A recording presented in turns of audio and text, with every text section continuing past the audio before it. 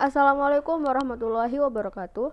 Perkenalkan, nama saya Dina Putri Melani dengan nomor induk mahasiswa B74219039. Kali ini saya akan menjelaskan tentang hasil observasi Lembaga Pengelola Zakat di Masjid Baitul Makmur Kabupaten Nganjuk.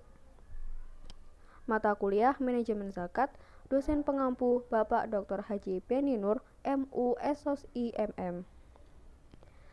Pengertian dan jenis zakat. Zakat merupakan bagian tertentu dari harta yang wajib dikeluarkan oleh setiap muslim apabila telah mencapai syarat yang ditetapkan.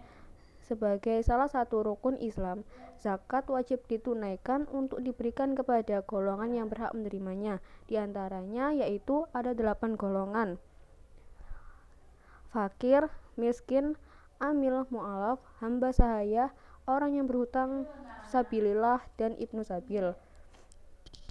Zakat terbagi menjadi 2 jenis, yaitu zakat mal dan zakat fitrah.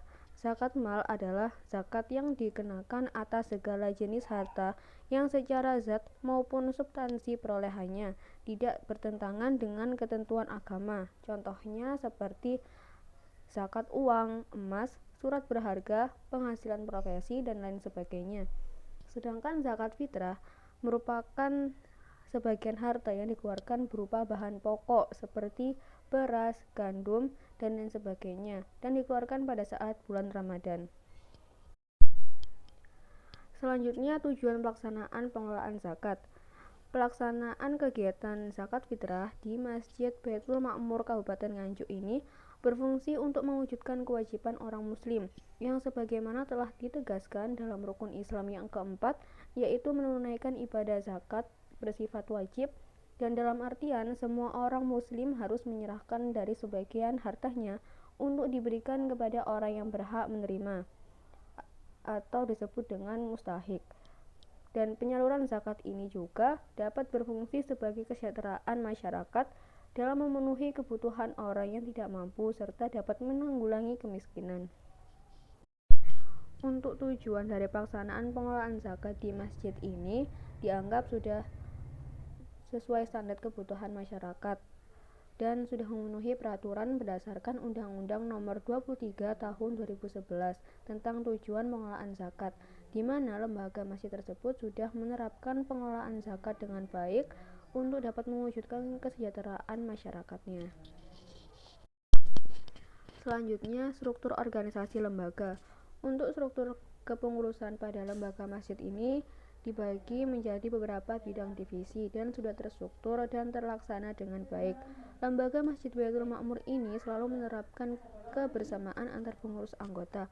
Jadi untuk melaksanakan program kegiatan zakat ini selalu dibahas dan didiskusikan secara kebersamaan untuk dapat tercapainya kegiatan tersebut. Kemudian SDM pengelolaan zakat. Sumber daya manusia yang ditempatkan dalam divisi tertentu yaitu sesuai dengan keahliannya. Mengenai background pendidikan, dalam lembaga masjid ini masih belum menerapkan sesuai dengan bidang pendidikannya, karena mayoritas penduduk desa tersebut masih minim pendidikan dan memang untuk penentuan divisi dilakukan berdasarkan pengalaman dan keahliannya masing-masing. Dalam meningkatkan SDM di lembaga Masjid Baitul Makmur ini, pimpinan pengurus juga selalu memberikan motivasi bagi para panitia pengelolaan zakat dan masyarakat sekitar untuk saling bekerja sama membayar zakat dan dapat dikelola oleh panitia sehingga dapat segera disalurkan kepada masyarakat yang tidak mampu atau yang berhak menerima zakat. Untuk punishment dan reward dalam lembaga masjid ini masih belum menerapkan sistem tersebut karena lembaga tidak terlalu memberatkan panitianya. Kemudian pengumpulan dan pendistribusian dana zakat.